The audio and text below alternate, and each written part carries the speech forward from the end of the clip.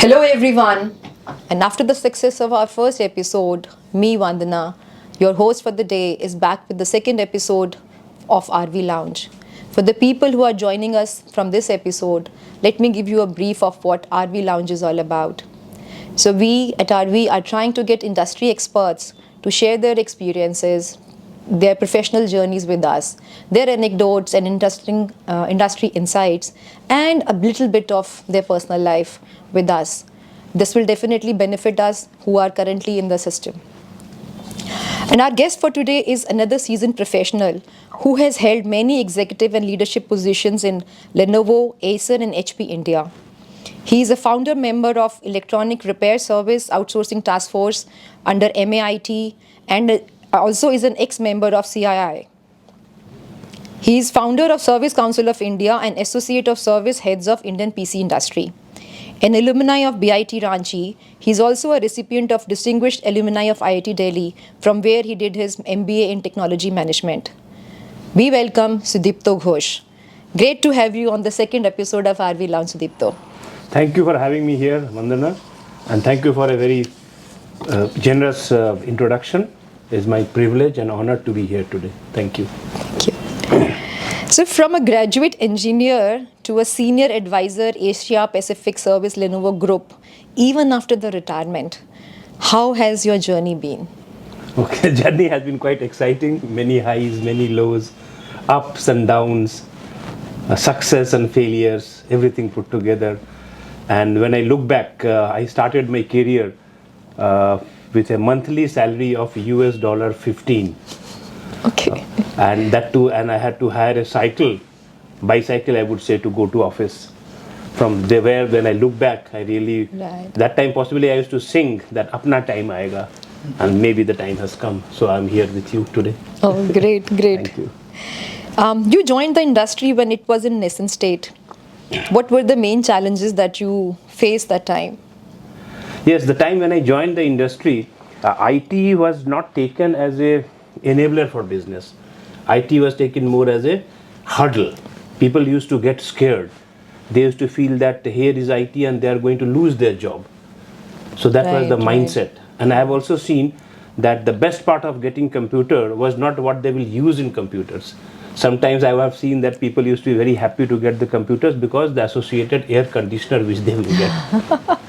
So in general, yes, there was some resistance. But over the time, things have changed.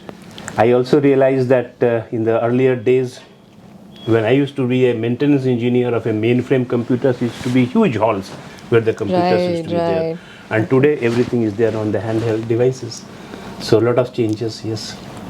And how do you think, I mean, you did cover that, but if you could share more on specific to after sales industry has changed in last 3 decades. Yes, after sales industry, there has been, earlier it was more of only people oriented, and now it has been also added with the talent and technology. So the technology has really helped the after sales services, I would say. Could you elaborate more on how, I mean, what the change has been from people to 3 decades, specifically the after sales industry, and how do you think this industry is behaving currently from there to here? Okay. So I would feel that this industry has been known for revolution and transformation. The type of revolution and transformation which has happened in this industry is unprecedented. Internet is the first thing which came up. A mobile revolution, social media. These are some of the things which has made big impact. And on top of it, currently, if you talk of machine learning, talk of AI, talk of generative AI, talk of predictive AI, and finally now all of us know about ChatGPT. Yeah. So these are the things which are making it completely different the way we used to work earlier. How has social media, you mentioned social media in your, so how is social media impacting this after sales especially? Social, exactly. So I will remember some of the time earlier when customers used to have some problems. How do they reach the organization? They will reach the organization through some escalation and all these things. Today, now I get if anybody can reach the organization, not only the organization, they can reach the entire world, and people are very conscious. Right. No now, choice. Now I understand what you said. So the companies have to be really careful of... And the sentiments of the services are being monitored from the social media. So much so is that it is how do you reach an organization for after sales. So it may be through you reach that organization through telephone, maybe earlier one, then reach the organization through email, then now you can reach the organization through chat. And the best part is that customers will like to reach the organization anytime, anywhere. Now, how they can do that? So they will reach anywhere on the social media. They will just like to write something on social media, and one has to respond. And we have seen that this, and we have 24/7 social media update. There are team who is sitting there, because you can't ask a customer that, okay, you have to report our problem in a particular time. So that is there, and the response has to be also immediate. Social media also feels that the response, if an email response of 2 hours is acceptable, in a social media, a response of immediate is acceptable now. So that is what you have to do round the clock. So it actually resonates with the next question, the dichotomy of cost versus services rendered. So this kind of turnaround time, right? Immediate. So I'm sure this is adding to the cost of services, right? So how did you face these kind of challenges? This is very, very good question, and we have been facing this all through.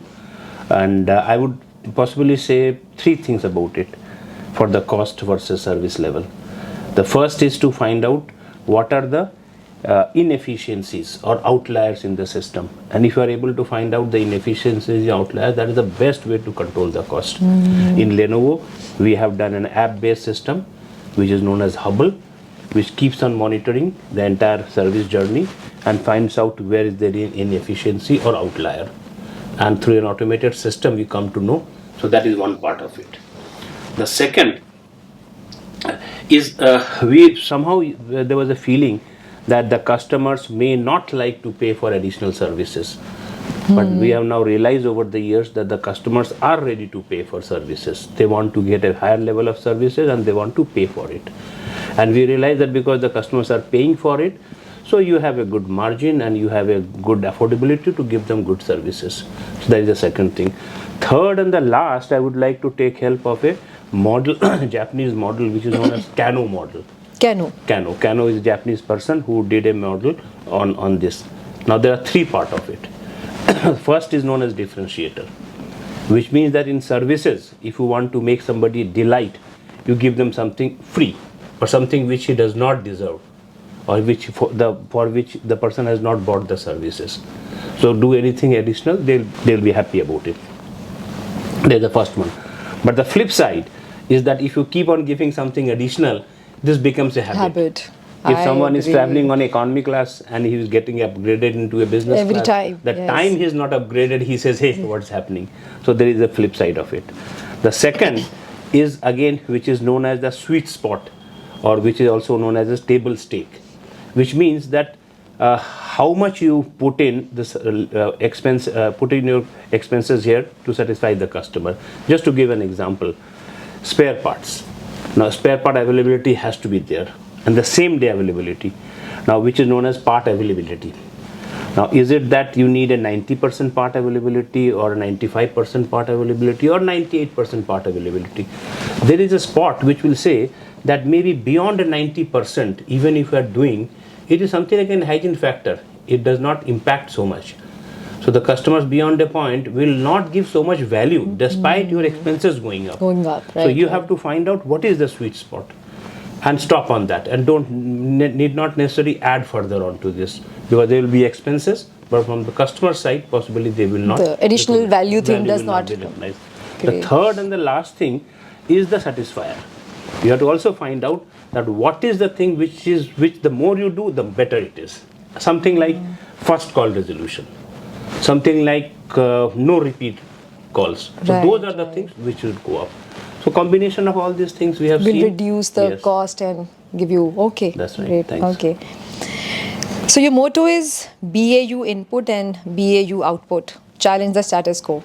And just to share, I have kind of got inspired by that. I am using BAU so much in my company, the business as usual.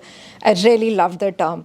But how do you ensure that? I mean, of course, we had a chat for our audience. How do you ensure that business as usual input is, of course, I mean, everybody knows, but how do you motivate your team to challenge the status quo? Yes, I will discuss about it, and I will also give an example where I can find you are also doing something which is not a BOU.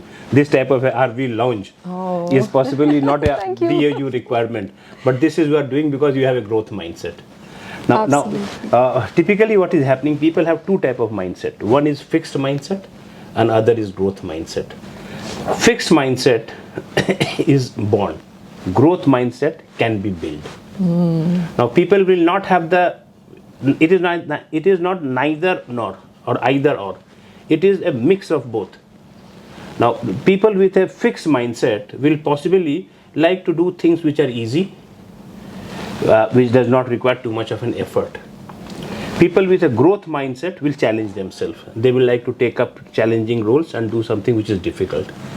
But everyone has both the mindsets.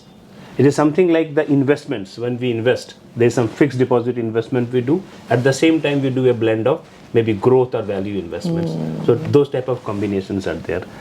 Now the people with the growth mindset, what they will like to do, they will like to challenge themselves.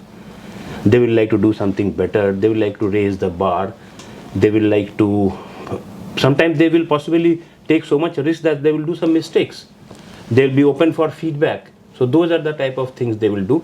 At the end of the day, what will happen that the fixed mindset people will always challenge themselves. They will like to come out of the comfort zone. And maybe I'll give a story from the nature, like an eagle. Now, if you know eagle, in their middle age, the eagle faces a problem. Because their wings become They worn out. burn out, and they are not able to fly. So what do? They go to the top mountain, and there with their peak, they destroy all their worn out wings, and it's very, very painful. But having done it, once they do it, then the new wings come up, and they're again able to fly. So this is one of the best example, I would say, of the growth mindset. Awesome. Really, really great, and it was really inspiring for the term. It really struck me when I heard it first time from you. Right. By the way, heartiest congratulations on winning the TSIA Star Awards. For the people who do not know about it, TSIA is one of the greatest industry level recognitions for Asia Pacific field services. And I was really intrigued by the Project Warrior that gave you this award. You were telling me details about it. If you could share it with our audience. Okay, thanks, Vandana. This Project Warrior is a project regarding improvement for on-site experience, and this is quite an innovative thing which we thought about it. There are four pillars of this project. The first pillar is about matching of engineers, which is on the supply side, along with the demand for the work orders. How do we do that? We have a hierarchy of engineers. We have three different levels. Entry level is known as core, then is advanced, and finally it is elite. The work orders also varies because of customer persona. Which are the customers who are asking for it? Student, homemaker, office goer, maybe executive in office, or VIP or elite. So that way it is a very good, smart and intelligent mapping. It is not a one size fit all approach. So that is one part of it. The second part is know before you go. We want our engineers to be aware of the case before they go for the, and through a digital assistance, they can do a lot of search before they are going for the on-site visit, which makes them better prepared and fix the problem in one go. The third, we are taking an Uberization concept, wherein when a work order is allocated, first thing is that the engineer who has been assigned that work order, he will share his profile with the customer. So the customer can look and see that the profile of engineer, his what hierarchy is he, how many work orders he has handled, what has been overall satisfaction rating of this engineer. So that is the first part, profile management. Second is that once the engineer starts for the customer's location, a link is given to the customer, so the customer will know that is how much time approximately is taken for that engineer to reach his premises. Customer is also prepared for that. We have seen that by this, the customer deferment has come down. Because sometimes the engineer goes in a typical band of time, and that particular time the customer may not be available. So here we find it's more productive. The third is a self check-in. When the engineer goes there, the engineer has to do a check-in, give a selfie of himself, which comes to us and also goes to the customer. So the customer can again verify that which is the person who was allocated for his call and whether the same person has come there or not. It also helps us to record the service time, that from where the service started. At the end of the services, there is a checkout, which means a confirmation from the customer that this was my problem and this problem has been resolved through an OTP. So this is the third part which we are doing. The fourth and the last part is the analytics for the spare parts. Now, if for any problem to be resolved, whether it requires a one spare part or two spare part or multiple spare parts, how do we decide that? For that, we have an analytics based on the machine learning, and which can predict very, very clearly that in case you want to have a no repeat orders, how many spare parts should be carried. So that is what we are doing. This is a very good combination of repeat repair versus part usage which is done. So these are the overall four parts. If you see why we call it warrior, because these are the engineers, they are the people who are in the field. Like in call center, it is an interaction of ear to ear or a keyboard to keyboard. For a field engineers, it is a face to face interactions. It has its own opportunities, it has challenges also, and these are our warriors. We have to equip them. And finally, this project is a very good blend of talent along with technology. Right. I would also like to, you to briefly touch on the ERSO, the electronic repair service outsourcing, which I personally believe is a great initiative. Of course, because also we are also in this repair services, and I really believe that it can put India on this repair map of the world. Right, how IT outsourcing happened, the repair outsourcing could be a big thing. If you could. And you were the founder there, founding chairman and initiating member. So how did you come up with this idea, and if you could just briefly touch on that? I'm so glad, Vandana, that you asked this question, because this is actually very close to my heart. Many years back, I was working in a company called ERSO, and in India I've realized that we have very good talent for repairs. And that time, what we used to do, we were a part of Asia Pacific, so there was Australia, there was Singapore. They found that their repairs were expensive because of the labor cost. And I told them, my colleagues there, that okay, you send your parts to India for repair. We'll repair and return it back. And that time regulations were there, but it was not so easy as which is there as of now. But still, when they sent the parts, we used to repair and return it back to them. And that is the time when I realized that we have so much talent to repair it, which our other countries are not able to do that, but in India we are being able to do, also generate some revenue. We used to go to government, they used to support us, but the entire ecosystem was not there. That was first part. Second, of course, very recently in Lenovo, we realized that we have again even a better capability of repairs. And that is the reason what happened, that we said, okay, we had an option. When we take a spare part, the option is that if the spare part gets defective, either we return it to the original supplier for them to repair and return it back to us, or we repair it in India. So I was the person who said, because I was very convinced with the repair capability, so I used to say that okay, let us repair it in India. And because organizations like Lenovo, we have a lot of guidance to be seen. So people from US, our team members, people from China, they also came in to see whether the repair facility is proper or not. I'm so glad to say that they were completely convinced to see the repair facility. And then we started repair. And the quality of repair was as good. Because in repair there are three things. First is that what is the time you're taking to repair. Second is what is the yield. If I have given you 100 parts, whether you are able to repair 95 or 98. And third is what is the dead on arrival or defective rate. It should be 2%, 3%. All the parameters we have been able to achieve it. That gives me further conviction that okay, in India we have everything right place to do that. And during, I think it was 2018 or 19, wherein MATE, Manufacturing Association of IT, was also looking for something like getting something into services also. Oh. So we had an event, a seminar, and then they chose me unanimously as a chairman to do this task force. I have been always very, very evangelist about this repair activity, the talent which we have, and then we started. When we started, we found that there is a business opportunity of 20 billion. 20 billion? Yes, and it can give a employment opportunity of 20 million people. Whoa.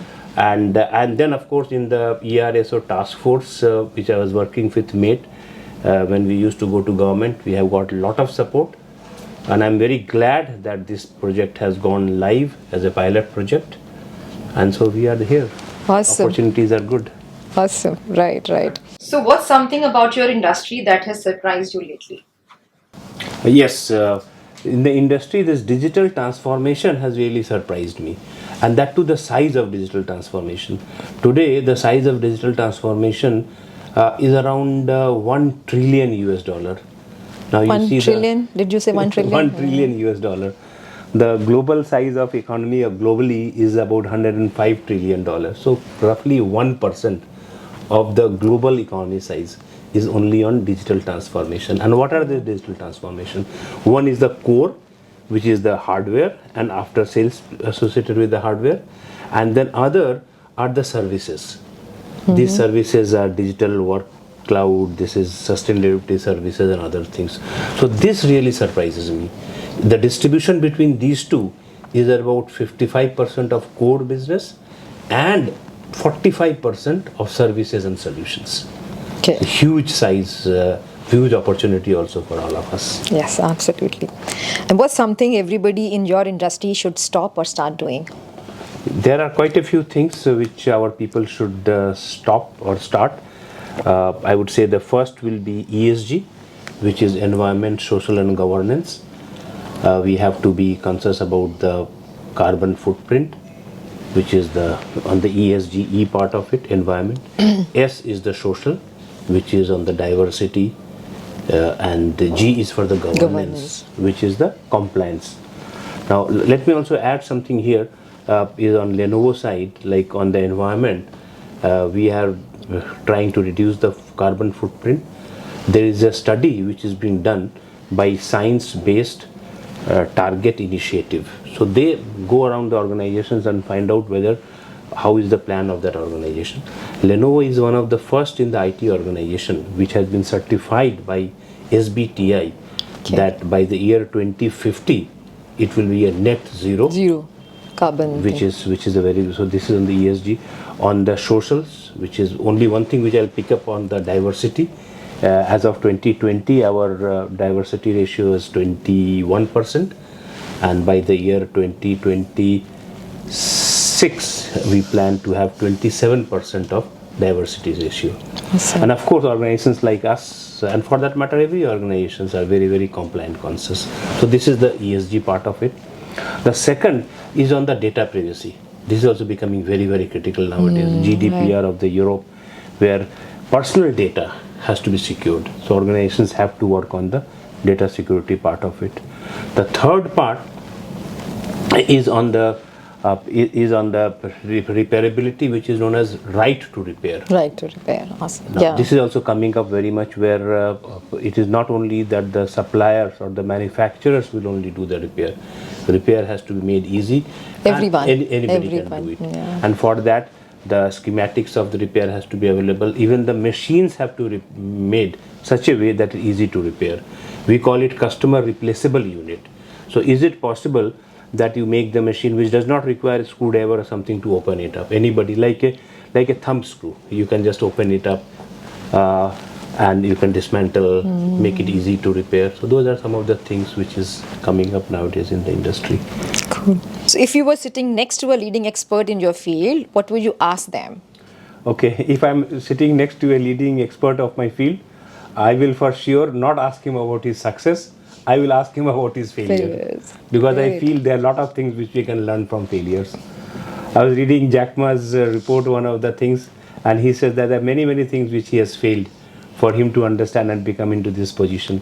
And it is also sometimes better that we fail fast, because then we can learn. Because in the early age, if you fail, maybe the impact of failure is not so big. But later on, if you fail, maybe the impact is very, very big.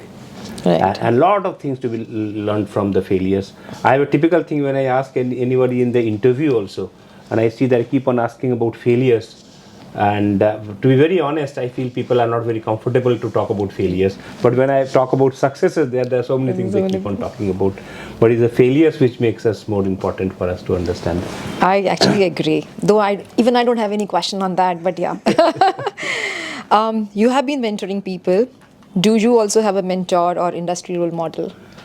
Okay, we somehow did not get a chance of getting any mentor, but in the work life, yes, there are some people whom we accepted as our own mentor, and I would name two person here. One is Amar Babu, who is our president of Asia Pacific, a very new age leader. Lot of things I've learned from him, and the other one will be W.S. Mukund, who was my MD in Acer India, and he is a person from whom I have learned a very good blend of being demanding as well as caring. So these are the good things I have learned from them. Very nice.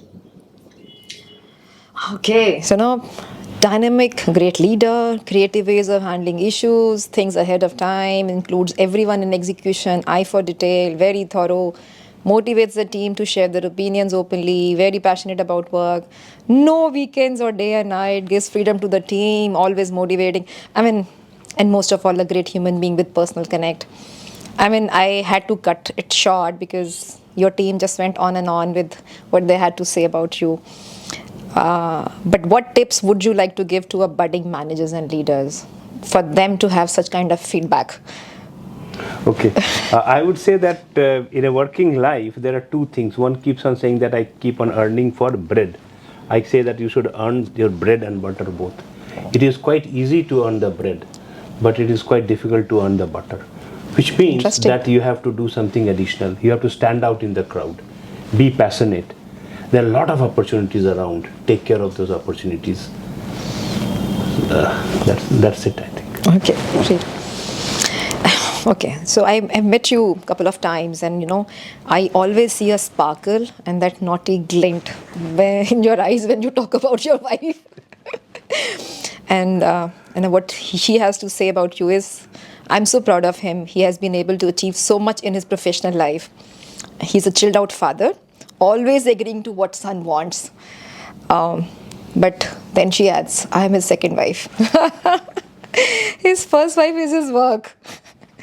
So this is what your wife has to say. Anything you want to comment on? I can still see that naughtiness coming. First of all, I'm happy because I thought that I'll be completely exposed after Vandana has done a skip level meeting with my wife. But I'm glad that it is manageable type of feedback which has come in. And yes, I have been quite pampering my son for that matter. Of course, my son now is grown up. He's a green card holder. He's in US. He's based out there. He's working in Airbnb. Daughter-in-law works in Google.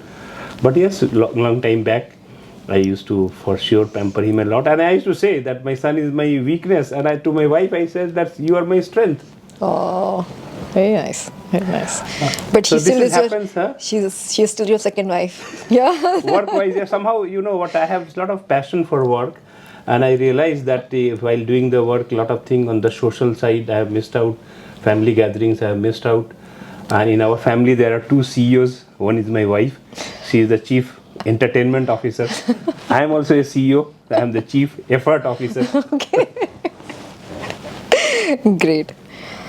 And when you told me about your routine, you get up at 4 a.m. every day.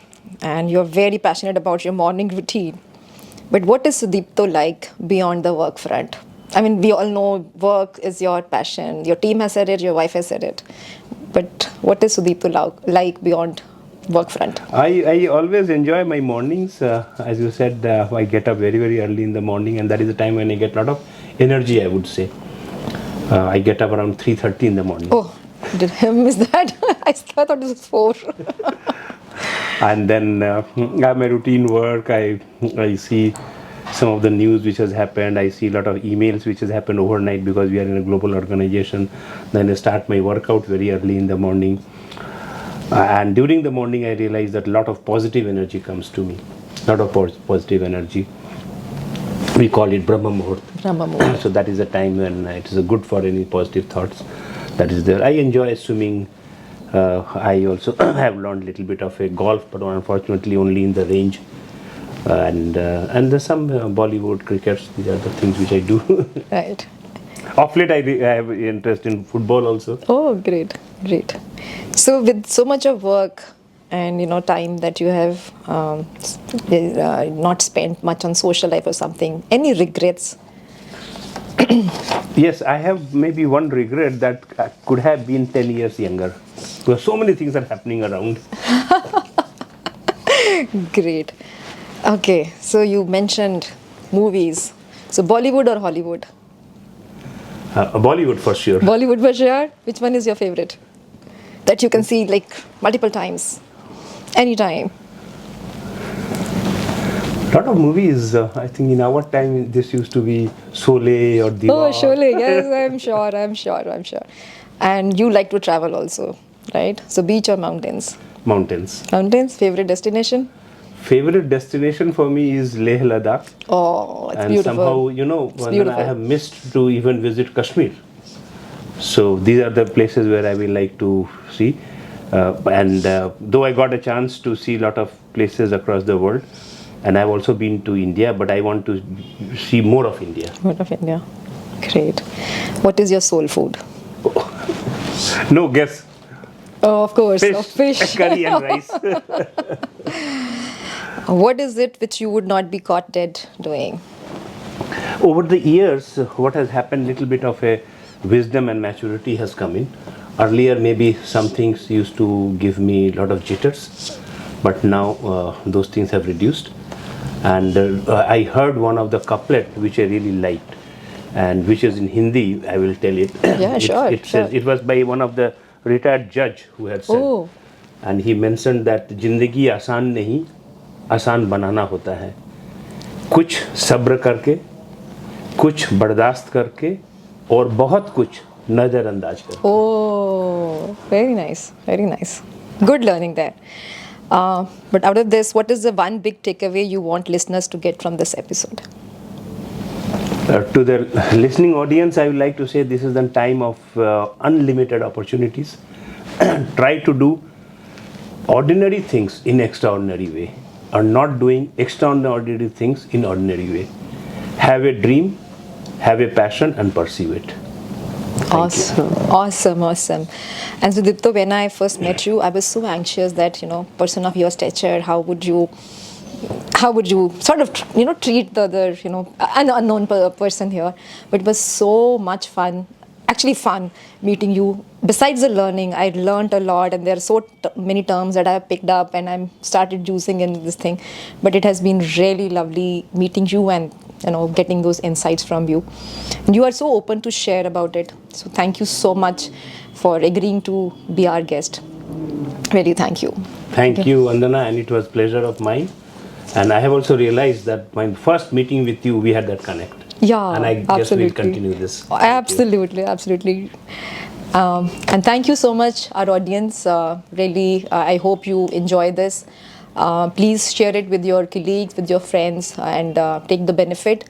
Do share your comments on whom you would like us to get on our lounge. And if there are any interesting questions that you would want us to share or ask our guest. Thank you so much. Till we meet again. Thank you.